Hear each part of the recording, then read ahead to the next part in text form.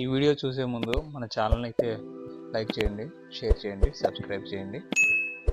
ఈ వీడియోలో మీకు బఠానీల కూర ఏ విధంగా చేయొచ్చో స్టెప్ బై స్టెప్ అయితే చెప్తా చూడండి. ముందుగా ఒక అర కేజీ బఠానీలు అయితే ముందు రోజు నానబెట్టుకోవాలి. తర్వాత ఆ బఠానీలను అయితే ఈ విధంగా నీళ్లు వేసి ఉడకబెట్టుకోవాలి. పచ్చిమిరపకాయలు, టమోటాలు, ఉల్లిపాయ, వెల్లుల్లిపాయ అయితే మెత్తగా మిక్సీ పెట్టుకోవాలి ఈ విధంగా. తర్వాత ఒక ప్యాన్లో వంట నూనె అనేది తీసుకొని బాగా వేడెక్కనివ్వాలి. చూడండి, బాగా వేడెక్కుతుంది. ఈ విధంగా వేడెక్కిన తర్వాత ఇందులోకి తిరువాత గింజలు అయితే వేసుకోవాలి. కొన్ని ఎండు మిరపకాయలు కూడా వేసుకోవాలి. తర్వాత కొంచెం కరివేపాకు.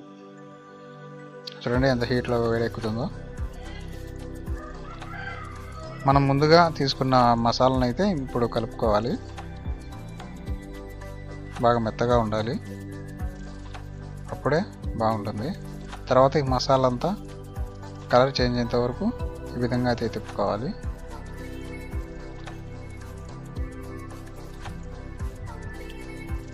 చూడండి, కలర్ అయితే చేంజ్ అవుతుంది.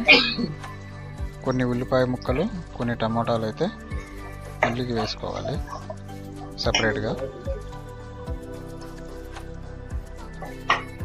ఇందాక అయితే మసాలాకి, ఇప్పుడు వచ్చేసి కూరలోకి.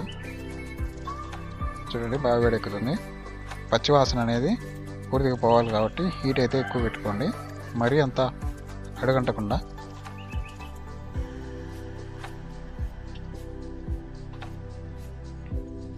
తర్వాత బాగా ఇందాక అయితే ఉడికాయో ఆ బఠానీలను అయితే తీసుకొని ఇందులో వేసేయాలి.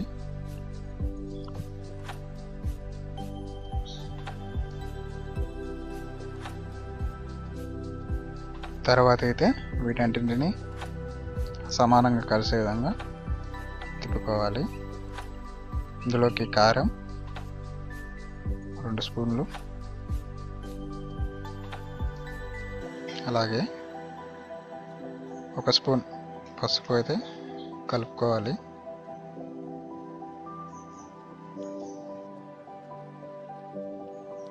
అలాగే ధనియాల పొడి 3 స్పూన్లు. మనకు మసాలా తగ్గట్టు యాడ్ చేసుకోవచ్చు, కారం చూసుకొని.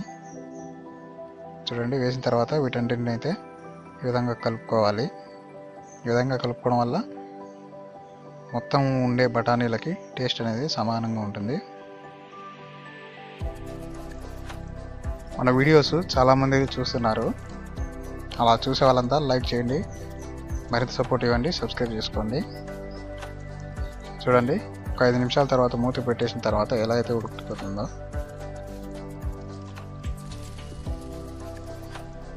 ఇందులోకి అయితే కొంచెం చింతపండుని అయితే నానబెట్టుకోవాల్సి ఉంటుంది సపరేట్ బౌల్లో. ముందుగా కొంత చింతపండు నానబెట్టుకున్నాం కదా, దాని యొక్క పులుసు అనేది, చింతపండు పులుసు ఇందులో కలుపుకోవాలి. ఇది టేస్ట్కి బాగుంటుంది.